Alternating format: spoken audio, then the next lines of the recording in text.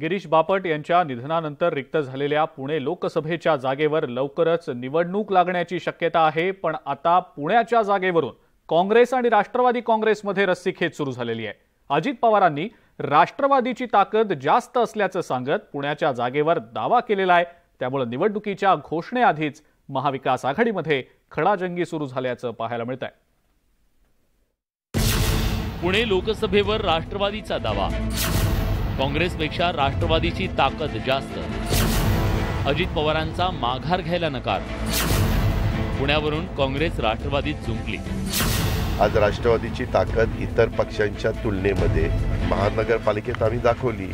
येणाऱ्या पोटनिवडणुका असेल किंवा 2024च्या निवडणुका असतील, पुणे शहर लोकसभा मतदारसंघ हा काँग्रेसचाच आहे, काँग्रेसकडेच राहील। कोणताही महत्त्वाचा निर्णय हा 3 पक्षाच्या प्रमुख लोकांनी एकत्र बसून घ्यायचा आणि कोणाची कुठे किती ताकद आहे त्याचं मोजमाप हळूहळू सुरू आहे। मागील 2 दिवसांपासून सुरू असलेले दावे प्रतिदावे या रस्सीखेचमुळे पुणे लोकसभा पोटनिवडणुकीवरून महाविकास आघाडीत बिघाडी होण्याची शक्यता आहे। कारण काँग्रेसच्या या पारंपरिक लोकसभा मतदारसंघावर राष्ट्रवादी काँग्रेसनं दावा ठोकल्यानं खडाजंगी सुरू होण्याची चिन्ह आहे।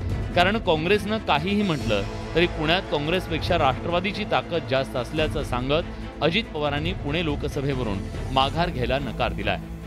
आज किती काँग्रेस काही म्हटली तरी पुण्यामध्ये काँग्रेसपेक्षा राष्ट्रवादीची ताकद जास्त आहे।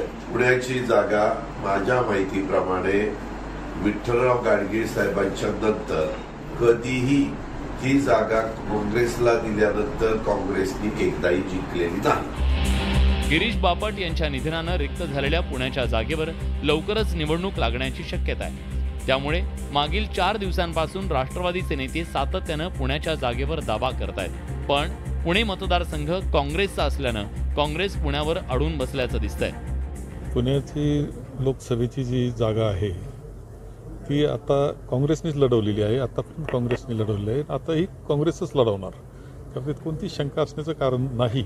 चर्चा होईल, त्याच्यातून आम्ही ती जागा काँग्रेसलाच घेऊ। चर्चा आघाडी म्हणून आम्ही एकत्र पद्धतीने करू, पण तो जागा काँग्रेसची आहे, काँग्रेस लढवणार।